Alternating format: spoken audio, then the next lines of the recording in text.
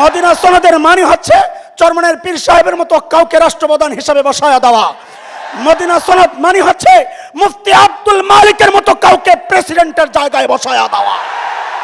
এইটা যারা করতে পারবে না তাদের মুখে মদিনা সনদের কথা মানায় না। কোন দল করেন আমি জানি না। আমরা দেশকে ভালোবাসি, আমরা ইসলাম ভালোবাসি। দেশের স্বাধীনতা সার্বভৌমত্ব রক্ষায় যদি আপনারা আগায় না আসেন, পার্বত্য অঞ্চলকে নিয়ে চক্রান্ত চলছে, আপনারা মুখে কুলুপ এঁটে বসে আছেন কেন? আমরা তাড়াইছি দাদাদেরকে, পশ্চিমে যারা আছে ওদেরকে, কিন্তু দাদাদেরকে কান্দে চড়ানোর জন্য আমরা ওদেরকে তাড়াই নাই। এখানে দাদার দালালিও চলবে না, এখানে দাতাদের দালালিও চলবে না। আমার আজকে যারা মদিনা সনদের কথা বলো, হিম্মত থাকলে বলো তো, একজন দাঁড়ায়া বলো যে মদিনা সনদ মোহাম্মদ রাসূলুল্লাহ রাষ্ট্রপ্রধান, এটা নিশ্চিত করেছে সকল পক্ষ। আজকে দাঁড়ায়া বলো যে আমরাও রাষ্ট্রপ্রধান হিসাবে একজন মোহাম্মদ রাসূলুল্লাহর ওয়ারিসকে চাই। এই কথা যারা বলতে পারবে না তাদের মুখে মদিনা সনদের কথা মানায় না। আমরা বলতে পারি, কাজে আমরা বলতে পারি মদিনা সনদের কথা। মদিনা সনদ বাস্তবায়ন মানে হচ্ছে আল্লামা মামুনুল হকের মতো কাউকে রাষ্ট্রপ্রধান তৈরি করা। মদিনা সনদের মানে হচ্ছে চরমনের পীর সাহেবের মতো কাউকে রাষ্ট্রপ্রধান হিসেবে বসায়া দেওয়া। মদিনা সনদ মানে হচ্ছে মুফতি আব্দুল মালিকের মতো কাউকে প্রেসিডেন্টের জায়গায় বসায়া দেওয়া। এইটা যারা করতে পারবে না তাদের মুখে মদিনা সনদের কথা মানায় না। মদিনা সনদের আরেকটা ব্যাপার ছিল আইনের শাসন প্রতিষ্ঠা করা। আমরা পেছনে দেখেছি রাষ্ট্র ক্ষমতায় যারা আসে আইন ভঙ্গ করাই হচ্ছে আইনের শাসন। যারা অপরাধ করে নাই তাদেরকে ফাঁসির কাস্টে ঝুলানো হয়েছে, অথচ দেশের দুর্নীতিবাজ সন্ত্রাসী লম্পট লুটেরা তারা রাষ্ট্রের পতাকা গাড়িতে লাগায়া বীর দর্পে রাজপথে চলেছে। মদিনা সনদ বলে না, যে রাষ্ট্র চালাবে আইনের শাসন তাকেই লক্ষ্য করতে হবে। মোহাম্মদ রাসূলুল্লাহ দেখিয়েছেন, ইমরা যেই নারী চুরি করার অপরাধে সম্ভ্রান্ত নারী ছিল, তার পরিবার সুপারিশ নিয়ে আসছিল হযরতে উসামাকে। নবীর চেহারা লাল হয়ে গেছে।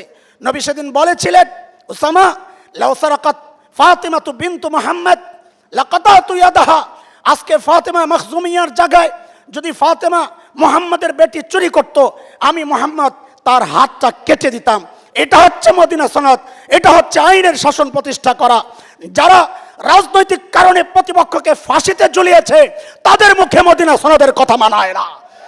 আজকে যদি পারতেন আপনাদের মন্ত্রীদেরকে চুরির দায়ে অপরাধের দায়ে হাত কাটতে, তাইলে আমরা বলতাম আপনাদের মদিনা সনদের মুখে উচ্চারণ করা মানায়।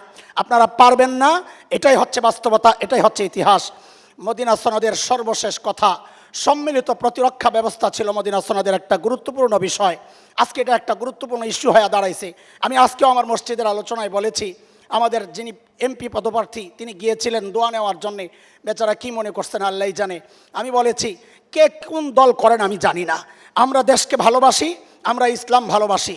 দেশের স্বাধীনতা সার্বভৌমত্ব রক্ষায় যদি আপনারা আগায় না আসেন, পার্বত্য অঞ্চলকে নিয়ে চক্রান্ত চলছে, আপনারা মুখে কুলুপ এঁটে বসে আছেন কেন?